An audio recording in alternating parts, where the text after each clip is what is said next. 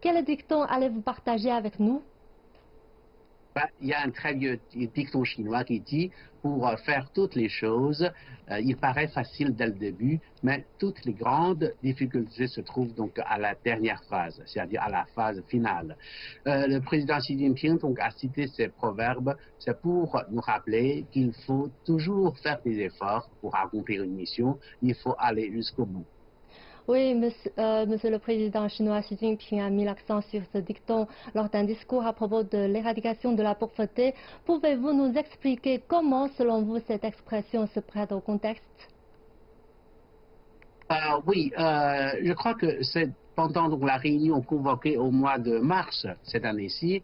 Il s'agissait donc de la 7e réunion convoquée par Monsieur le Président Xi Jinping depuis 5 ans sur l'éradication de la pauvreté. Pourquoi il a donc présidé autant de réunions, hein? Parce que devant nous, la mission est encore donc difficile. Parce que pendant ces dernières années, nous avons déjà réussi à sortir plus de 90 millions de Chinois, hein, donc de la pauvreté. Mais il reste encore 5 millions de Chinois qui vivent toujours sous le seuil de la pauvreté. Ce sont les 5 millions de Chinois qui souffrent, donc, je dis, de l'extrême pauvreté. C'est pourquoi donc la tâche est assez donc ardue. Nous devons donc les aider à sortir donc de la pauvreté, à résoudre les questions essentielles, hein, qui concernent leur nourriture, leur habillement, leur logement, leurs donc, soins médicaux et aussi l'accès à l'éducation obligatoire. Voilà donc ce donc, qui nous attend encore d'ici vers la fin de l'année. Alors, vous avez évoqué les difficultés et est-ce qu'il y a encore des impacts de la pandémie de Covid-19 sur cette mission? Oui, bien sûr. Donc, cette année-ci, on a vraiment donc, traversé une période très, je dis, peu ordinaire, hein. Donc, c'est la pandémie de Covid-19 qui a donc eu des effets négatifs sur l'économie chinoise, voire dans le monde entier. Et le secteur agricole est un secteur particulièrement touché par donc, cette épidémie. Mais le gouvernement chinois a pris donc déjà une série de mesures pour donc, aider les paysans à donc, atténuer donc, les effets négatifs de cette épidémie. Par exemple, aider donc, les paysans à faire circuler donc, les produits agricoles, etc. Et aussi mobiliser toute la nation à aider donc, les paysans pauvres. Nous avons déjà donc, fait des progrès, mais il reste encore beaucoup encore à faire.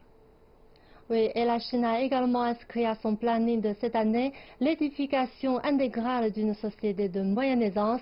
Comment ces deux objectifs, l'établissement d'une société de moyenne aisance est d'un côté et l'éradication contre la pauvreté de l'autre, interagissent-ils l'un avec l'autre?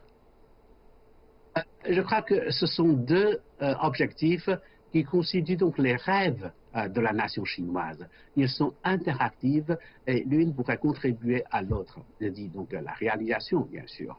Vous voyez donc la réalisation de la construction d'une société de moyenne aisance sur tous les plans, c'est un rêve donc de tous les Chinois depuis des générations. Parce que les Chinois vivaient toujours dans la pauvreté de génération en génération. Alors nous devons construire donc une société de moyenne aisance. Et aussi l'éradication de la pauvreté et surtout de la pauvreté extrême, c'est aussi donc une aspiration des Chinois parce que nous voulons toujours une vie meilleure. Donc l'éradication de la pauvreté contribue à la construction donc de la société de moyenne aisance et la réalisation de la société à moyenne aisance est un résultat complet, hein, donc, de toute la nation chinoise. Donc, nous pouvons éliminer donc, l'éradication. Vous voyez, donc, ce sont deux objectifs qui vont parallèlement, hein, que nous devons les réaliser en même temps. Merci beaucoup, Monsieur Sun, d'avoir répondu à nos questions. C'était une conversation très riche.